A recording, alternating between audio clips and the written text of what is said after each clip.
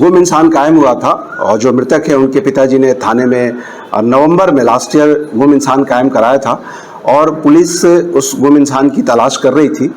Police के पास जो सूचना मिली उसके हिसाब से मृतक का लोकेशन मुड़ाटोली कांसाबेल में देखा गया था और पुलिस ने घटनास्थल पे जाकर जांच शुरू किया था, लेकिन कोई बहुत ही स्पष्ट सूत्र नहीं मिल रहे थे और लगातार ये जांच चल रही थी। लेकिन इस बीच में पुलिस की जांच जब चल रही थी तो कहीं से मुखबिर से सूचना प्राप्त हुई कि कुछ लोग घटनास्थल के दिन देखे गए थे वहाँ पर और इस व्यक्ति का भी वहाँ लोकेशन था। उन लोगों को लाकर बारी बारी से पूछा गया। पहले तो ये लोग काफ़ी दिन तक इनकार करते रहे, लेकिन पुलिस को अंततः एक सटीक सूचना मिली। उस सूचना पर इनको लाया गया और सभी आरोपियों को आमने सामने किया गया।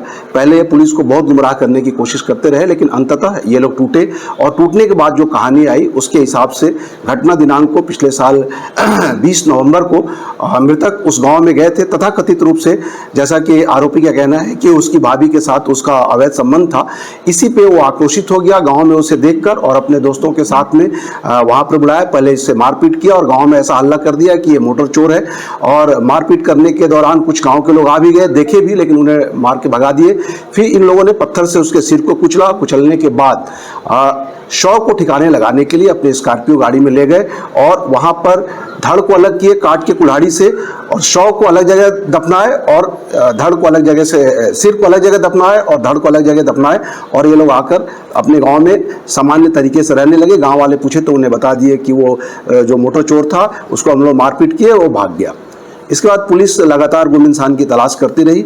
अंततः जब पुलिस को जब सूचना मिली, इनको ला के पूछा गया मनोवैज्ञानिक तरीके से, जब ये टूटे तो इनका यही कहना था कि जब इनको ये पता चला कि पुलिस लगातार सक्रिय है तो ये लोग गए घटनास्थल पर। वहाँ से धड़ को एक दिन निकाला और निकाल के वहाँ पर उसको जलाया। जलाने के बाद जो है उसे नदी में बहा दिया।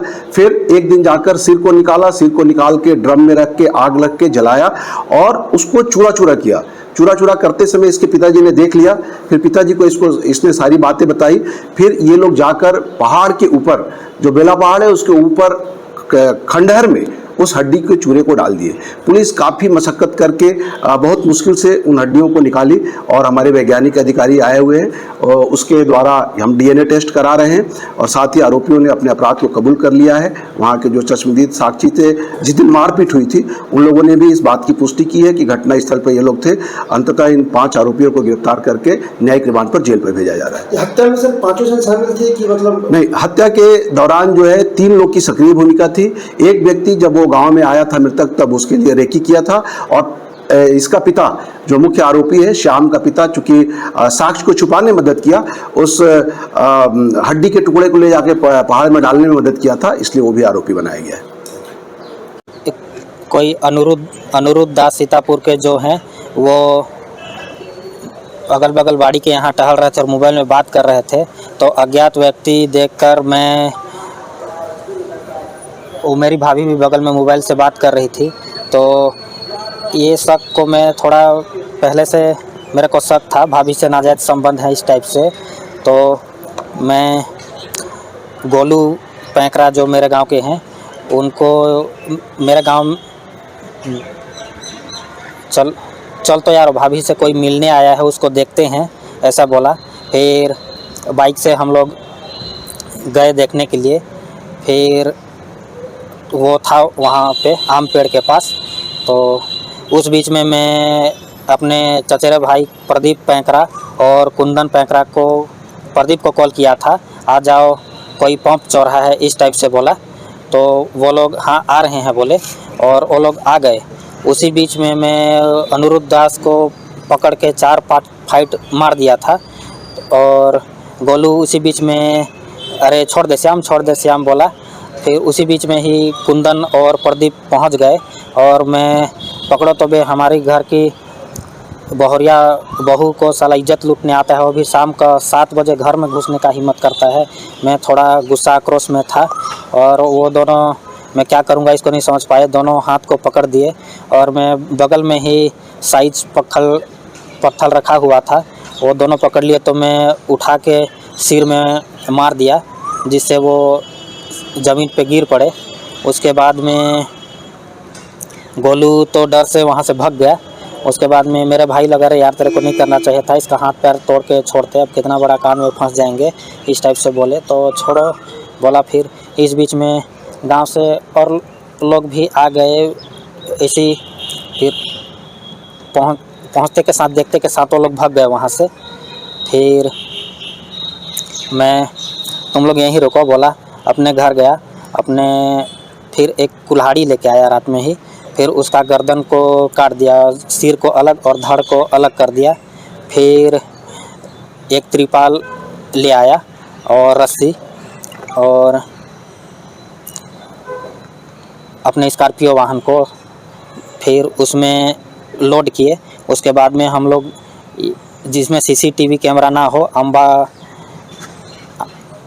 डंडा जोर, भैंस बूढ़, अम्बा, ऐसे करके गली वाले रास्ते हैं, ऐसे करते हम लोग कोतवा के बगल अम्बा कछार जंगल में पहुंच गए।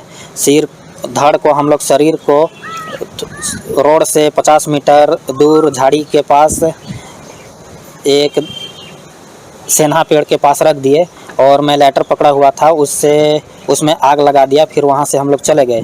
कुछ दूर 2.5 या 3 किलोमीटर जाके अम्बा कछार और मधुबन के बीच में एक चौरा खेत, बगल में फरसा पेड़ है, वहाँ पे कुदाली भी पकड़ा था, खोद के मैं वहाँ मुंडी को गाड़ दिया।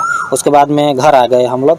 उसके बाद में वैसे ही चलता रहा, पुलिस अपना जांच करती रही। हम लोग को बीच में बुलाया गया, लेकिन हम लोग नहीं बताए थे उस टाइम।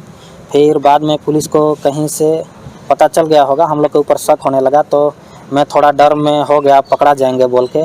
तो मैं प्रदीप पैंकरा मेरे चचेरे भाई को, चल यार तू संग दे, अब हम लोग नहीं बचेंगे, पकड़ा जाएंगे बोल के। तो मेरे को इतना हिम्मत नहीं है लाश के पास जाने को।